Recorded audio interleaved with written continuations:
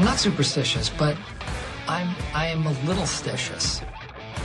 Just a little bit stitious. And today, particularly if you're a senior leader in the Iranian regime, it's Friday the 13th for you. If you're here in the United States, it depends on your proximity to the Democrat Party, because you see this idiot, he's not even elected, this unelected Democrat from California, violently attacking more federal agents. And then, of course, he's the victim in the story, because when a Democrat attacks you, if you punch him in the nose, that's where the violence begins, when he gets punched in the nose. Not when he attacks you, not when he's firebombing your Jewish governor or setting Holocaust survivors on fire in Colorado, which seems an improbable place for that sort of thing to happen. But put enough Democrats in one place, they'll bring in Egyptian illegal aliens to set Holocaust survivors on fire. I know. Very happy, very good Friday to you, and welcome back once again. We remain at 888-630-9625. Some big stuff going on in the world. The airstrikes in Iran, it appears that Israel has, the cork has popped. The balloon has gone up. Fun headline at the Fox News Channel. Israel says it tricked Iranian Air Force leaders into meeting before deadly strikes. Hey, you guys, why don't you all stand over here? No, a little further. There's a couple more to stand, right? Yeah, go. Okay. Yeah, go into that room. Close the door. We're gonna have a meeting. And then there's a satellite guided bomb that comes in your Iranian yin yang, and things don't go very well from that point on. The head of the Islamic Revolutionary Guard Corps, the IRGC, which most in the media call the Iranian Revolutionary Guard Corps, because they're wrong about everything that they don't lie about. Even when they try to be correct, they're wrong. They don't know what they're talking about. But it's the Islamic Revolutionary Guard Corps, the IRGC, and their, I was going to say current leader, but he's no longer their current leader, because he got all blowed up because the Iranians, very smart people, a great history for the Persian people.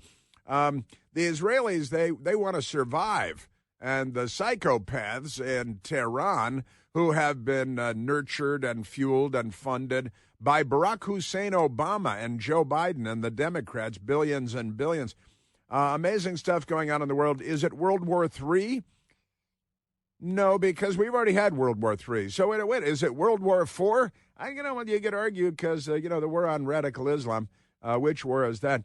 They're planning on waging war for the next 1,000 years, and that's their plan. The Chinese communists, they've got a 100-year plan to take over the world. And the Democrats, they're not on our side. They're on the side of Tehran and the Ayatollahs. They're on the side of the communist Chinese and their 100-year takeover. Turns out the Democrat Party's anti-American and violent, too. You see this unelected Democrat from California. Where do they get these unelected people with such violence in their hearts? This Alex Padilla, who, it's amazing how many people had never heard of California's senator, a U.S. senator from California. And this guy, he's just completely unknown. And you had FBI, you got, I don't know who's providing, is it Secret Service providing personal security to the Secretary of the Department of Homeland Security, Kristi Noem, but she was being attacked at a press conference yesterday by a lunatic who's yelling and charging the podium, and he's screaming, "Oh, you can't do that to me! I'm a U.S. senator." It's like nobody would recognize you. From the U.S. Capitol Police wouldn't be able to pick you out of a lineup, you irrelevant Sacagawea. But he, this Alex Padilla guy, turns out he's a victim. After he attacks you, he's the victim because the communists always do this, and that means the Democrat Party. They always do this. So he attacks a woman, which would be sexist if it were a Republican senator attacking a woman who's the cabinet secretary to a Democrat president and secretary of the Department of Homeland Security, where the threat matrix is very high, and he attacks her while yelling like a lunatic. And when federal law enforcement intervened, got in his way, he naturally assaulted them. And they dragged him outside of the room where the press conference was being held. He's not a member of the news media. He didn't have a press credential. He did not have his lapel pin on, indicating that he's a member of Congress, that he's a U.S. Senator. Didn't have the lapel pin on. He's yelling and barking. And I think he's an illegal alien senator. You know, the Democrats love illegal aliens. And it turns out I looked him up, Alex Padilla. Both of his parents came from merry old Mexico. Yay, Riba, came from Mexico. And that makes him a victim when he violently attacks a cabinet secretary. And the federal police have to wrestle him to the ground, which they did. And they put the cuffs on him. It's amazing he wasn't shot with a sniper's rifle. It could have been a one-shot, one-kill thing. But it turns out he's not even elected. You remember when they were screaming and yelling about Elon Musk with all this power, and he wasn't even elected, which, you know, includes every cabinet secretary we've ever had in the history of the United States, not elected individually. But never mind that. The Democrats have a lot of mental issues, lots and lots. It's not just their genitals and their sexual orientation, and it's not just that. It's everything else, too. They're mental, and they're violent. And they're not on the side of the good guys. No matter where you look, they're anti-Israel, pro-Iran. And we got this, you know, Barack Obama, his ridiculous deal, which they gave the ridiculous name, the JCPOA, because only a government screw in Washington could come up with a non-treaty and call it the Joint Comprehensive Plan of Action, and then say, I know, let's abbreviate it, and we'll call it the JCPOA. Oh, that's real good. You're so fired. I get the federal cops to come in and drag you out of that room, too. Throw you to the ground, cuff you, maybe a taser. I need to see more tasers and more nightsticks, I think. Officer, may I recommend the use of a nightstick? Because the senator he took Kamala Harris's place when she stepped down to amazingly and incredibly become the vice president of the United States, a heartbeat away from Joe Biden, no less, who was barely a heartbeat away himself. And so Kristi Noem violently attacked by a Democrat senator, not elected. He took Kamala Harris's Senate seat in California when she ascended to the vice presidency. And Padilla was appointed to that Senate seat by hair gel, by Gavin Newsom in California, who had already appointed him to be Attorney General of the state of California. And these are very corrupt people, extremely. They're the left. They're not liberals at all. Oh, yeah, and they're planning on, I think, are they planning on attacking the military parade? And it's the 250th anniversary, the 250th birthday of the United States Army tomorrow. And that makes the Democrats very angry. And they're violently, criminally insane, and they love mob violence because they're too cowardly to act alone, except occasionally, like when you shoot at Donald Trump at a rally in Pennsylvania. That's when they act alone. When you show up to shoot Congressman Steve Scalise at a baseball field in Alexandria, Virginia, then the Democrats show up alone. Suicide attacks, they show up alone. Self-immolations at the Israeli embassy. The Democrat Party is very unwell. They need help. I'm not here to help them. That's not my role. And who was it? It was David Hogg that kept using the word roll yesterday. Roll, or not R-O-L-L, but R-O-L-E. Yeah, my role in this role as my role, and the role ought to be the Democrats. They're not very good with the English language either. But we've got a lot of honestly, the Israel raiding the nuclear facilities in the Islamic Republic of Iran, a huge, gigantic story. The Iranians then sent, I guess, about 100 drones to attack Israel in return, and some interesting things going on there. Even Jordan, headed by King Abdullah II, even Jordan was knocking down the Iranian drones headed toward Israel. Wait a minute. What's going on there? Aren't they supposed to be terrorists too? But Jordan and King Abdullah, not the bad guys in here, because they know that Iran is the bad guy in the neighborhood. They know that Iran is the villain and that Israel is not. Even King Abdullah II in Jordan knows that. Kind of remarkable stuff. And I've got to tell you, we've got, and then this idiot, unelected. I'm going to keep calling him unelected. You know, the Democrats, their psychosexual obsession with Elon Musk being unelected, like every cabinet secretary ever. And here comes this unelected senator appointed California by Gavin Newsom, no less, who is an atrocity and should probably be imprisoned for the rest of his natural life, at least. Remarkable stuff. But we got this violence more, and we had the Democrat member of the House of Representatives just charged earlier this week with assaulting federal officers too, while she was trying to liberate illegal aliens. And Alex Padilla, the Democrat senator, he was there to fight on behalf of illegal aliens. His parents came from Mexico legally, I believe. But now they love, if it's illegal, the Democrats like it more. They want more illegal. You get more Democrats, you get more murder. More Democrats, more gang violence. More Democrats, more mob street violence, even if they're not gangs from Venezuela and El Salvador and cartel members from Mexico that the Democrats are bringing into the country by the millions. Just amazing, amazing stuff. And I got it. And the news media, then there's the news media, which couldn't be more ridiculous, of course. And they might as well be jihadis. Because they're just the mainstream of the Democrat Party, and they're very, very unwell. But let me share a few of the headlines I have to share with you today. Uncharted territory, in quotation marks. Political world shocked by footage of federal agents assaulting senator. That's the radical extremists at Mediaite, mainstream left-wing stuff. And actually, that's the opposite of the truth. The senator assaulted the federal law enforcement while he was given the bum's rush to the podium, where the woman is sexist, misogynist pig, racist, Mr. Macho Man with his Mexico background. Did he have, what do they call those, caracas? Yeah, maracas. Did he have maracas when he was, because, his heritage is more important than being American. He's not much of an American. He's basically a communist and a Mexican bomb-throwing agitator like so many of the Democrats. But Alex Padilla, he should have been tased and dragged away face down and probably sent to Gitmo. Probably Gitmo for him.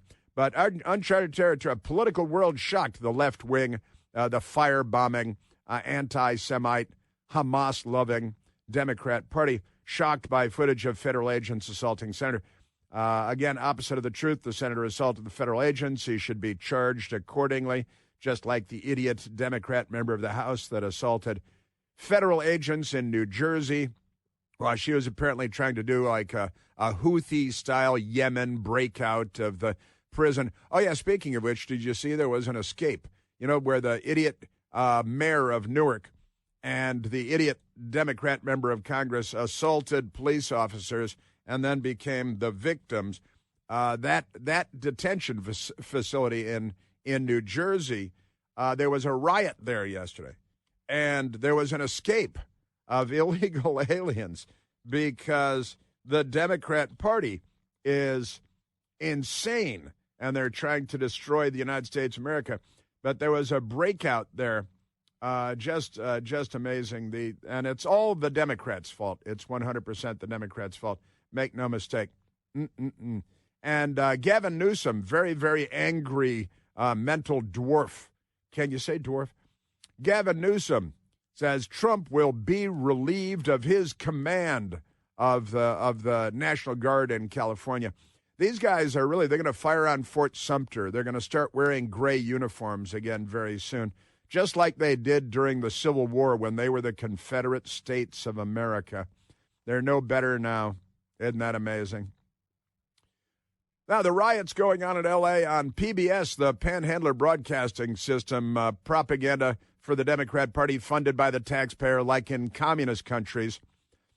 PBS reports the riots in L.A. are, listen to this now, almost festival-like. And kind of like the festival in Munich in 1933, you bunch of fascists. But never mind that. I got a great Florida sheriff for you. He speaks as every sheriff in America should speak. A friend of mine lives in that county where the sheriff is is the sheriff, and it's great. And he's texting me about him this morning. Wonderful stuff. Israel acting against the nuclear ambitions of Iran, which were fueled and funded by Barack Hussein Obama and Boltneck Kerry, John Kerry. The Democrats, with their No Kings protests, the media lying like CNN lying, millions expected demonstrators. Demonstrators means rioters and arsonists, but they use euphemisms at CNN. No Kings protest for the military parade tomorrow. Trump is getting a military parade. Always lie in the headline when you're going to lie in the body of the story. And millions of expected demonstrators. I sure hope there are no self-immolations by the Democrats. Just kidding. We're at 888-630-9625. May I suggest using a nightstick, officer? Get out of here! Chris here with a list of things that none of us should trust. The Washington Post, the New York Times, anything on CNN. Here's a list of things that I do trust. The Washington Times. Support real journalism for just $1 a week at washingtontimes.com/Chris. All right, let us go now to the telephones and talk to the great human beings, the people. Let's go to Steve, calling from Jerusalem, Israel. Stephen, you're on the Chris Platt Show. How you doing, Chris? I'm great, Steve. What do you say? Okay, well, I'm in Jerusalem, and in a shelter. Let's see. Yeah, I got a shelter in my apartment. It was just a little bit before 4 a.m. The sirens go off. We get up. We go in the shelter room, and then something strange happens. Usually, the sirens go for. If it's something that was intercepted, the siren will go off for like a minute and a half. And then you stay in the room for 10 minutes. This time, the siren went off just for like 30 seconds. And I'm like, what was that? And turned on an iPad, got on Israeli news, and it was a warning that we were attacking Iran to stay close near a shelter. Nothing's coming in, but staying close. Now, of course, now I'm up at 4 o'clock in the morning. And everybody's on the news. That's the beginning of the day. And it's we just watch it happen. I went to the Western Wall at 6 a.m. It was fairly normal. And then about 7 a.m., they closed it, and people had to leave. It wasn't an emergency or anything like that. It was just a precaution. Things are very quiet here. The feeling on the street is amongst the Israelis is, we've waited 25 years for this.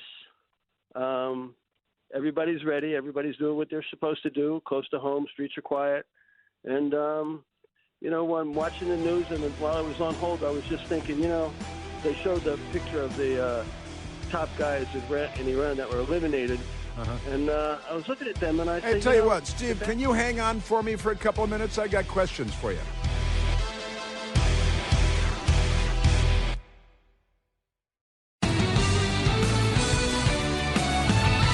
We got a lot going on today. I got a lot to share with you today. And right now, I want to go back to Steve calling us from Jerusalem in Israel, where overnight, everyone, I was also texting with my another friend who was there, Matthew Foldy, and is still there now. I've been texting with him last night and this morning. And he spent a good part of the evening in a bunker, I know. And Steve... thanks for hanging in there, buddy. And in Jerusalem, and Steve, I think that's amazing. You went to the Western Wall this morning. An amazing place to be. And tell me, my Friday morning routine. Is that right? It's part of your Friday Shabbat Shalom. That's amazing. You are living in Jerusalem. It's your Friday morning routine, going to the Western Wall, the Wailing Wall. That's pretty amazing stuff. So and it was very early this morning. It was middle of the night, and Iran is 30 minutes later than Israel. They don't have a 1-hour time zone change. They have a 30-minute time zone change from Israel to Iran, later in Iran.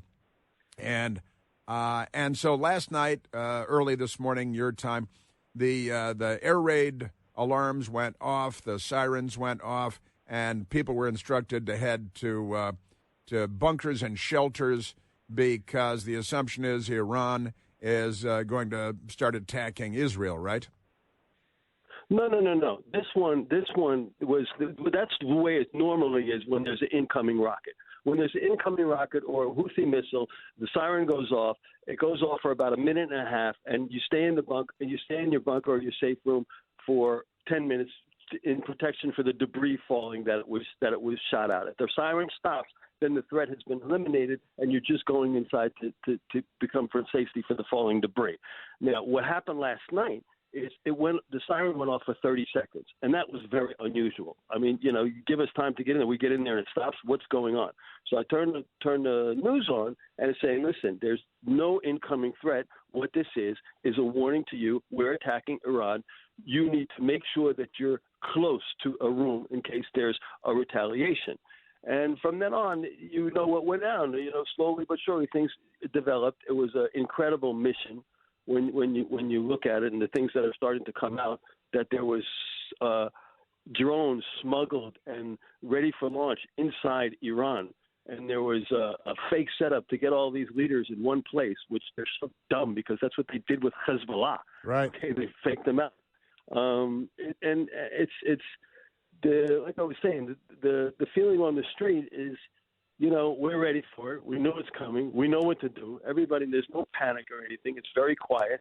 And we're just waiting. Things are canceled. Things are closed. And we're just waiting. There's confidence in the idea. There's confidence in the defense system. Will something get through? I don't know. Listen, if you remember what Saddam Hussein was firing at us, okay, with these Scud missiles that everybody thought here had chemical weapons, and we ended up going through it. And everybody feels that way this year, that it's about time. Personally, I think this is the part of the whole change in the Middle East. I want to say it out loud. This can bring the regime down. If I would have told you 6 months ago Assad's going to fall, you'd be like, no, he's not. He's got Iran backing them. They hit them so hard. Where are the missiles? And now they're threatening to close the shipping lanes for oil. That's all they got. Well, I don't know. Israel, and to a much lesser extent, but Israel primarily has been putting a beating on Hezbollah, a proxy of Iran, in Lebanon, been putting a beating on the Houthis, proxy of Iran, in Yemen, and, of course, Hamas, which, underneath your feet, the people that Israel's been providing with clean water and electricity and health care and everything else. And then they, to say they bite the hand that feeds them would be generous understatement. And so Iran has to feel weakened in the region and in their jihad against the very existence of the state of Israel. And now, and their goal here all along, and with the help of Barack Obama and John Kerry, their goal all along has been to build an arsenal of nuclear weapons. You do that by spinning centrifuges and enriching uranium and advancing your ballistic missile program, all of which was allowed under this so-called JCPOA, the ridiculous, outrageous deal that Barack Obama and John Kerry put together. Have I said anything that's not 100% accurate yet, Steve? I don't know who was in bed with who, but they had a lot of people in the same room in that era. It was absolutely ridiculous. I remember when it happened. I remember seeing the pallets of cash being loaded on the plane. Yep. That was ridiculous, and this was the cause of it. I will tell you one thing. 25 years ago, when I was in my synagogue, and they had one of these forums, and they had the ambassador to Israel and a couple of heavyweights that are think tanks that are well known. And I asked the question, little dumb me asked the question, were they ready for three wars? Hezbollah, Hamas, and Iran. I said, yeah, we're ready, no problem. But what's interesting about this? The way that this happened. Usually it was like, listen, when we go after the head of the snake, these plans took years, and they were in place, and they were dormant for a long time, some of these things. How do you get a drone? How do you get an Israeli drone inside Iran, across the street from the guy's apartment? Okay, right. It takes a long time. It takes a lot of meticulous planning, meticulous espionage, and all of that, spying, whatever it is. But it's taken a long time to get there, and now that we're here, but the whole thing and the concern was at that time, what are we going to do with the proxies? So This happened the other way around. Right. They took the proxies out first. Right. So there was no proxy threat, which, you know what, I personally, following this thing from all my life, never thought about it like that. You know, we're going to take out Iran, and then everything will be – everything. But that was the fear. When we go take out Iran, then we got to deal with all this stuff. But all this stuff is almost moot now, and that's the divine – the divine aspect of the Holy Land, okay, if you know what I'm saying. I do. I absolutely do. The New York Times is very upset today. Israel killed Iran's top chain of command in one night. The Israeli strike killed at least 3 of Iran's top military commanders, as well as nuclear scientists, plural, and other leadership figures. And this is great. The head of the IRGC, of the Islamic Revolutionary Guard Corps, killed. If you're a nuclear scientist in the employ of the Ayatollah in Tehran, maybe you should get a job at Home Depot or something instead, because that's not a very good job and not a very safe job to have. But it has been quite remarkable. And again, hit him in the middle of the night in Iran, right? So it's not like everybody, they didn't have the secretaries and the housewives sitting at their desks at these nuclear facilities. Just the bad guys that are there overnight, and hitting the physical facilities that the Democrats and Barack Obama have been so thrilled to provide funding to. And I got to tell you, Barack Obama, I'm reminded quite frequently of the fact that he's not on our side, and he was never on our side. And if you're not on Israel's side, you're not on the side of civilization, and that means you're not on our side either. And the Democrat Party, Steve, I got it to the Democrat Party in the United States of America is a disgrace to civilization itself. The bad guy, the thief, they're going to continue to what they do until they get caught. Eventually, they're going to get caught. And like Netanyahu said, believe Iran when they say they want to eliminate Israel. And I'm going to say to them, to eat your own words, believe Netanyahu when he says that nowhere is out of our reach. And we've proven it time and time and time again. And every time they pull off a mission like that, it blows away the last mission. Yeah. Okay, the details aren't even – I was just amazed. I mean, the equipment that they had to set this all up, to get these guys all in one room, it's brilliant. The Netanyahu faked the vacation. If you called a couple of days ago, if you called his office, he's on vacation. I don't know what's going to happen if someone's supposed to get married Sunday. And I'll tell you one other thing. My real career is retail in the inner city. And in the black neighborhood, if you want to know what's going on the scoop on the street, you go to the barbershop. They got it all, okay? So Thursday, I got my hair cut deep inside of Jerusalem, okay? And I'm like talking to my haircut. I'm like, so what's the deal? What's the deal? And this is Thursday. He goes, tomorrow. I said, really? I said, you know what? That makes sense. Friday, everybody's off, and it goes into Shabbat, so you have the whole 2 days in a row where all the citizens are close to home. And brilliant. I go to sleep, boom. Okay. No kidding. Like, wow. I'm telling you, yeah, it's crazy. So the street, but we kind of everybody kind of felt it. The rhetoric was coming, and they weren't telling us, but now you hear it in my voice. A lot of people are confident. We feel good about it. Hopefully, with God's help, that we're going to be okay, and we'll see where this goes. But this is definitely not a one-off. I'll tell you that much. Right, and we're actually expecting that, and I think I heard the word weeks today, that Israel should be expected to continue to strike targets for weeks. And part of that is what you're telegraphing to Iran, of course, and they're scrambling today because their chief of staff, their military, the equivalent of the chairman of the Joint Chiefs of Staff, General Mohammed Bagheri, was killed in the strikes.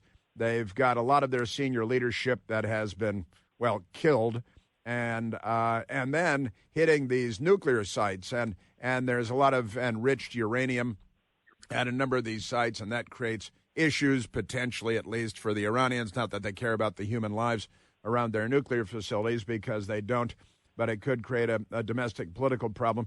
And you're right, it would be very nice to have this regime toppled and have Iran. I actually encountered at Newsmax TV, met and spoke with the son of the Shah of Iran, of the late Shah of Iran, Reza Pahlavi, was in Washington, and I encountered him. I actually met him once in Santa Barbara 35 years ago or something, but had a nice talk with him. And yeah, I don't know if the royal family is going to return to Iran, to power in Iran, but that would be preferable, obviously, by a long shot to what we have now, right? Well, I don't know about that because let me tell you something. I heard it, and I don't. I may. You have to forgive me. It may not be right because my Hebrew's good, but when you say the Hebrew news, but and I haven't analyzed it, but the name of the operation, what's it called? Something Lion, Rings of Lion. So I think that's reference to the Iranian flag before Khomeini took over. Rising Lion. I haven't verified it. Yeah, Rising Lion, the name of the operation. Is the former Iranian flag have a lion on it? I believe that it does. Just from memory, I believe that it does. That's why they named it Rising Lion. Because they'd like to see the royal family, Reza Pahlavi's family, return to power. Well, they'd like to see them go back to pre-1970. What was it? 79. 79. Yeah. So yeah, that's. My father was there as a news reporter when I was I was 19 years old, and my father was CBS News reporter, and he was there for all that activity. Came home with some headdresses. And it's an amazing. You live long enough, you see a lot of things going on in the world, and what we're watching now. All over the world. And the Middle East, I was texting with friends last night and Newsmax friends, and a young woman texted, "Is this World War III?" And I said, no, it's not World War III. This is the Middle East being the Middle East. It's Iran, and Iran having to be dealt with. And I said, I think that this is a positive development. Nuclear weapons in the hands of the Ayatollahs and the IRGC, they're guaranteed to be used first against Israel, certainly Tel Aviv and beyond, and Washington D.C. might be second. I've studied nuclear weapons and the effects that would be had in Washington D.C. and what we could see and what we could expect, and it's all because of Iran. It's not even because of Putin or the Chinese. It's because of Iran, and I just can't decide. I got to tell you, Steve, whether the biggest threat to world peace is Iran or the Democrat Party in the United States. Well, I hear you. Especially if they get into control, or they get in control of legislation or anything like that, then it could be a very dangerous place. Could you imagine? Could you just imagine if Harris was president? Could you imagine? Wow. I hadn't even had that frightening thought yet. Thank you for that. That's a great point. Steve, Iran would be going nuclear weapon. They would have it now. Well, that's true because they'd be fueling it. They think it's like a critical race theory matter for them, not a matter of human life, war and peace, world peace. In fact, the media is attacking Donald Trump today because Israel struck Iran. It must be Trump's fault. Thank you, Steve. God bless you, and keep in touch with me, would you?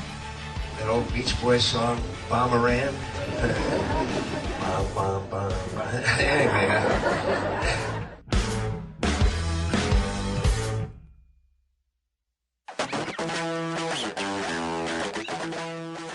Bom, bom, bom, bom. A lot going on in the world. Democrats, jihadis, gang members. What's the difference? They all come together. Let us go to the telephones. Let's see. Wait, what? We have Mike the Lib? Mike the Lib is on the line? So we don't have to call the police and get a welfare check? Mike the Lib is here from Gainesville, Virginia. Mike the Lib, you're on the Chris Plant Show. Where have you been? Have you been in prison or something? No, Chris. I've been taking my time. It's primary season, so I'm up here at the Haymarket Gainesville Library for primary voting. Democrat? You're rooting for the Democrats and jihad? No, we don't root for jihad, Chris. We believe in nonviolent protest. All evidence to the contrary. No, those are Trump supporters in L.A., Chris. Those are all Trump supporters. Yes, Those are all they're Trump supporters in L.A. that are rioting? They're either active Trump supporters or inadvertent Trump supporters because they're all supporting Trump's mission. Yes. Inadvertent. What is Trump's mission? Inadvertent. His mission is to militarize the city, to take over as a fascist, just like he is. He's a fascist. Oh, like Joe Biden when the National Guard took over the streets. They never listened because they never learned. This is how you never learn anything, Mike the Lib. Okay. The Democrats have been rioting and burning and looting our cities for years now, and St. George Floyd of fentanyl. And now they love illegal alien gang members and Democrat members. No, we don't, Chris. Quit lying, Chris.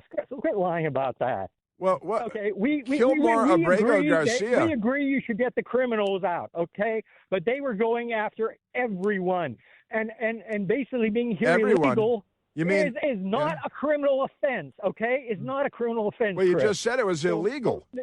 It's not a criminal offense. It's a civil penalty, okay? It's wake up. Deportable. I should wake up. I'm the one who should wake up. It's not criminal. Are you guys starting? Not criminal, Chris. Are you guys starting your second? Criminal. Listen, it's not criminal, Chris. You keep yelling the same thing over and over again. It is. I could just yell. It is criminal. Republicans in their mind can understand that. Okay. You mean in their right mind? They can't understand that. Any mind. Like Kristi Noem could not identify the senior senator from California. Nobody else could either. I think she should give a mental health check. Well, that Secret Service guy should be fired for being stupid. Really? You guys are like communists now. You realize that, don't you? No. My goodness, he attacked a United States senator. No, he's the United States senator. You need to stop talking. States senator. You just keep yelling the same thing over and over again like a lunatic. Okay, fine. Are you firebombing Jews in your free time? Have you firebombed? No, Chris. Well, you just keep talking. I don't believe in violent protests. I do because I watch them on television. Only Trump supporters do that. You should watch the videos, and then you'd believe in violent protests. And it's all Democrats all the time. The Democrat Party is basically the Communist Party in the United States of America. It's a violent criminal enterprise, the Democrats. And that senator attacked a cabinet secretary, a woman, misogynist that he is, and had to be restrained.